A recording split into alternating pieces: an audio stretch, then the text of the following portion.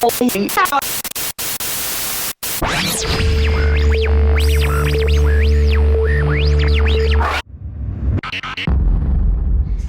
ass niggas. Now, how you feel about that, man? We have a influx of rappers that are just wearing jeans that's 6 sizes too small for them, and wearing dresses and all this craziness going on in this generation. How you feel about that? Would that shit have gone down when you was growing up in the 90s? I feel like the man has programmed these young black brothers and sisters to degrade themselves, to wear a dress, to promote the gay lifestyle, to do all this stuff, and it really has taken an effect on our young people.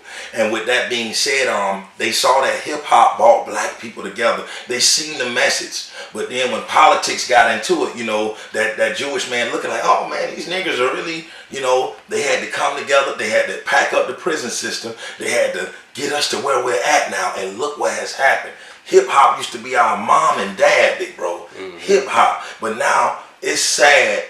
I grew up off that music. I hate it now. I throw up and I shit at the same time when I hear that bibbidi boo. These niggas ain't even rapping now, big bro. And the sad thing about it, you know, I be looking at my daughter in the car like, what in the hell? What is you singing? But then you know what, big bro, we had some fucked up songs in the 90s, but that's all they got. They ain't got no message. And the radio, to me, is the devil, because the radio play this stuff and then try to tell the young people they don't need to kill each other. But you got fuck that hoe and kill that nigga on the radio, but without the cussing, and then you gonna tell the young people to get along. What kind of shit is that? Hey man, it's brainwashing, man. Hey, that the radio, every form of media is influential, man. Very powerful, man. And when you put that message out there, and the gay stuff or the gangster shit, people killing niggas every day, but then you expect the people who actually listen to this music not to do that because they're influenced by the music. It's kind of like it clashes. I don't understand it, but it is what it is. And stuff like this. See, when they took our mom and pop stores and our little small businesses, like stuff like what you're doing, churches, what I'm doing, you know, this is it. It shouldn't take a big brand for everybody to hop on board. This is the outlet. But you notice when they get involved, and I got plenty of white friends, man, church cheesy, but one thing about me that you even see on Facebook, if it wasn't for my white friends, I probably wouldn't even get the support that I get. Right. But but with that being said, brother, it's just they took the message, man, out of what our people love, man. And this is where we at. We already didn't have no self-identity as black people. Our young black people don't even know their history. I don't even think that they knew that in the state of Florida, Manatee County, that they was feeding our young babies to alligators. Feeding our young babies to alligators? Yes, the toddlers. I talked to an elderly person, and they were telling me, you know, it's sad that young blacks don't know their history.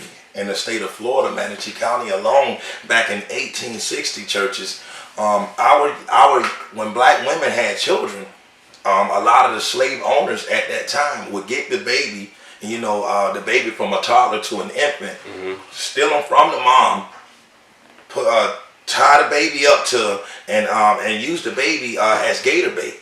And this is going on in Manatee County. Man, it's all over Central Florida, brother. Wow. And the thing about it is, our people are so Martin Luther King. It's so much history, so much going on that we don't even pay attention to, brother. But they use, long as I could put love and hip hop and bullshit them and have them dancing and you know, and all this old dumb stuff that don't even mean really nothing to our people.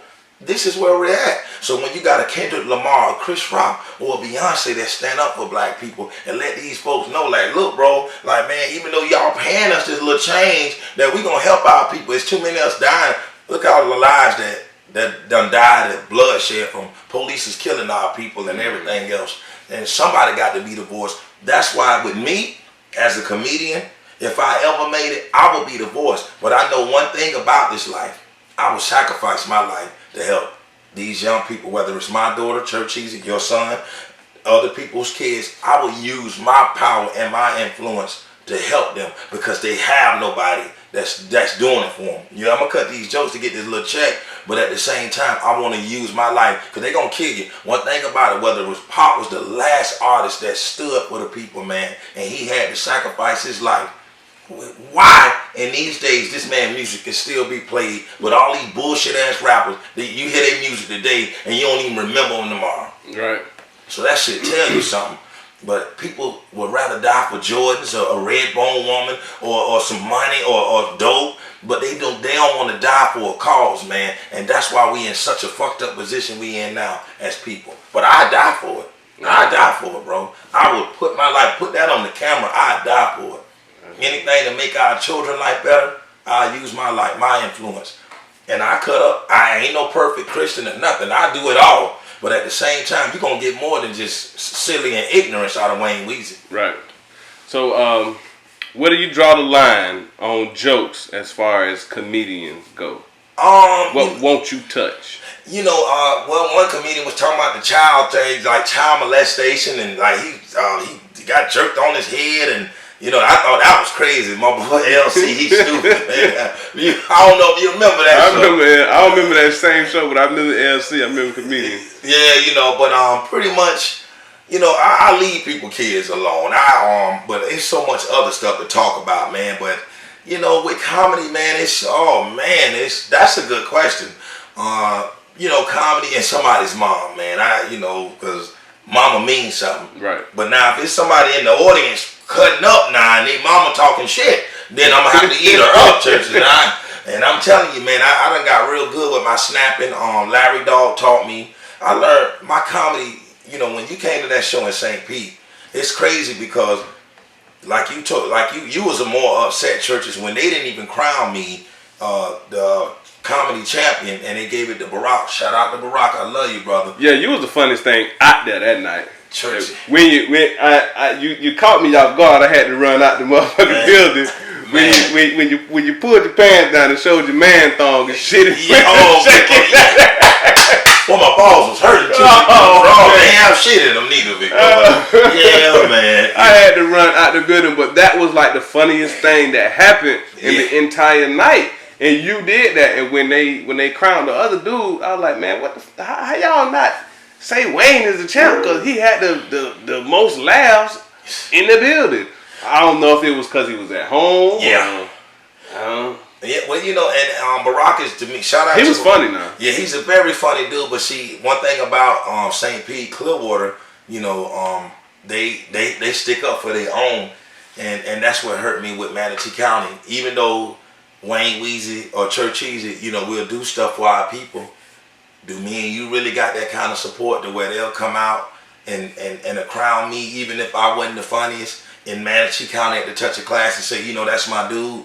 And you know, and fair is fair. You know, I go beyond thinking, Big Bro, when it comes to stuff like this, because I would love for us to have that same support in our community. But where they at? Man, we got so much talent around here, man, and for the people to support people who they don't know, and they support them like it's their last fucking option on the planet. When you got your cousin or your brother around here either rapping or doing something and they need some support and you still don't support it, I don't understand what it is about. I don't know if it's true like that when they say your home is gonna be the hardest place to lock down, and you can go somewhere else and have everybody in that city love you, but when you come home, you don't get that support like that. I don't understand that. Do you like how you feel? It's funny in Manatee County. I can honestly say, man, it's division. You know, if you ain't in somebody's church, if you ain't in somebody's street nigga clique, they ain't gonna show no support, man. That's just how people here is in Manatee County, and I'll put that on the. Definitely want y'all to hear this. It shouldn't take my funeral to get people to come out. They'll come and eat your mama potato salad and greens at your funeral and cry and woulda and shoulda and eat the devil legs and lie and then want to, you know, fuck your baby mama and do all this old stuff. But while I was alive and I'm giving you good stuff, you niggas just act like y'all, I'm not even there unless it's beneficial. Unless, let me see what I can get out of this man, or what I can get out of this woman, if they can help do this or that for me. But that's the kind of community we live in. if it's not self-beneficial, bro, they ain't gonna show no love. You think it's gonna ever change? With the mindset and the way people live, pride is the biggest thing. And pride and blindness. One thing you can say about me is anybody from Reggie Wrangler to JoJo Jenkins to Edward Doss, I show love like never before. I'll promote your event. I'll throw you out there. Reggie Wrangler, I didn't see damn nigga talking about this guy, but Chris Norris, bro.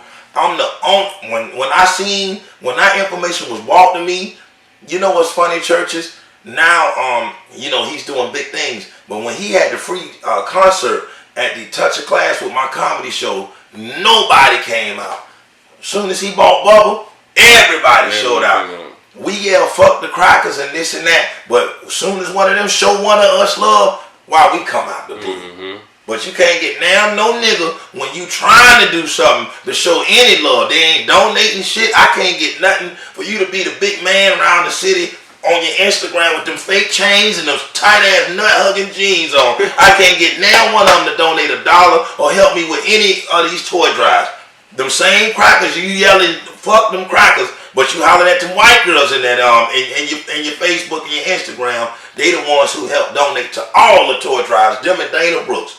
And I can't get now one of these dudes, big bro, to even step up and do nothing.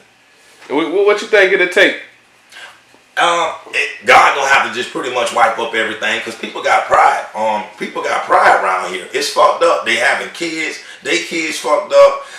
It's just, I mean, that's the way it is, man. I mean, people believe their own bullshit. And you know,